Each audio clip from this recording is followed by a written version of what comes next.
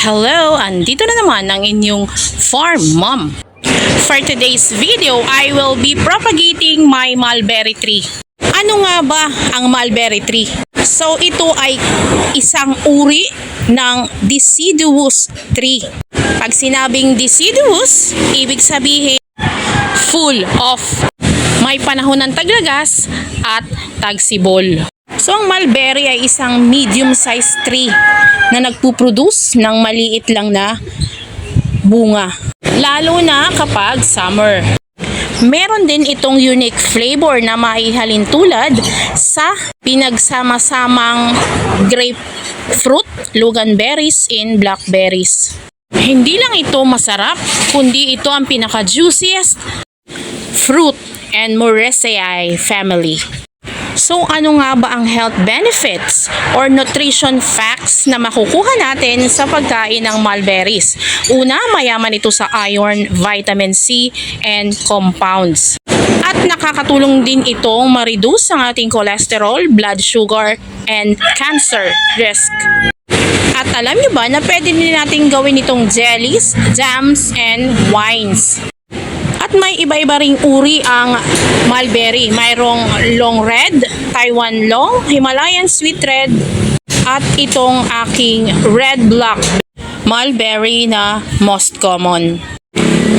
Itong aking mulberry ay binili ko rin, rooted, at isa lang yung napatubo ko. So yung isa namatay.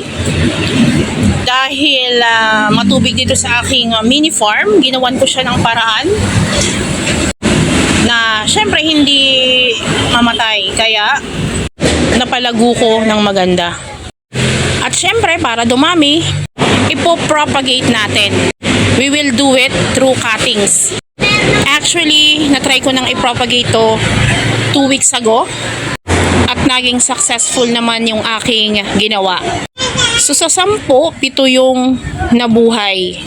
So ngayon, dahil gumanda na ang panahon, naisipan kong mag-propagate ulit. So 20 pieces of cuttings ang nakuha ko dun sa aking nag-iisang puno ng mulberry. Actually, bumubunga na yan. So isa ding paraan ko sa pagpapabunga ng mulberry ay pagpupruning. At syempre, nilalagyan ko na rin ng fertilizer. So hindi pa naman ganun ito kadaming mamunga, kaya para syempre maka-harvest tayo ng mas madami, ayan, padadamihin natin. Kung baga, nabibitin pa tayo sa bunga. At itong aking mulberry ay napakatamis ang bunga. So ito ay pag hinog ay kulay itim. So kung i-harvest mo, much better kung itim na itim, mas matamis. So sa mga gustong magtanim ng mulberry, matikman ang kakaibang lasa at masubukan ang health benefits ng mulberry, tara, sabayan nyo akong magtanim at magparami ng mulberry.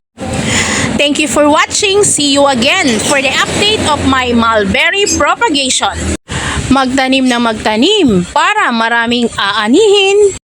Once again, this is your farm mom. Happy farming!